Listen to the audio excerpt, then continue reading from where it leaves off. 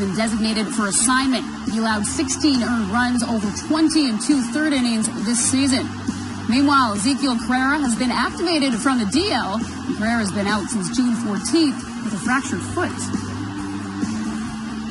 And we're joined now by our Blue Jays reporter, Scott Mitchell. And Scott, Jason Grilli has struggled throughout the entire season. So why now?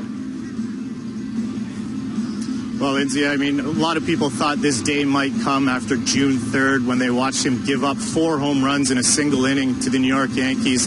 But essentially, Jason Grilli has struggled the entire season, giving up 9 home runs this year, and that comes on the heels of giving up 4 long balls last September. So these struggles aren't isolated, and this weekend's blow-up in KC that cost them a ball game was simply the last straw. Jason Grilli has told John Gibbons he plans to continue to pitch in the big leagues, and Gibbons even mentioned that maybe Grilli will go somewhere and do what he did for this Blue Jays club last year when he arrived from the Atlanta Braves after being DFA'd in a very similar situation. Chris Smith takes his spot in the bullpen, and it's simply a case of the fact that they might not have to shelter him as much as they have with Jason Grilli over the past 6 weeks. Simply hasn't been pitching well enough to be on a big league roster at this point.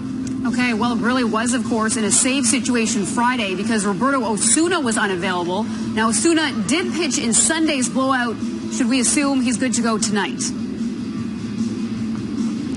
The Blue Jays aren't going to say if he's available. They don't want this situation playing out in public any more than it has. John Gibbons told me tonight that if you don't see Osuna in a save situation, you know then he's not available. This is obviously a thing that you can't deal with on any sort of plan. It's a day-to-day situation for Roberto Osuna, dealing with these anxiety issues that had him feeling a little bit lost over the weekend in Kansas City. The Blue Jays are going to be very careful with how they deal with this, and they're essentially going to evaluate it every single day as Roberto shows up to the park and how he feels, and they're not going to allow it to leak into the media of whether he's dealing with these issues on a day-to-day basis. Okay, thanks for this. Scott Mitchell in Toronto.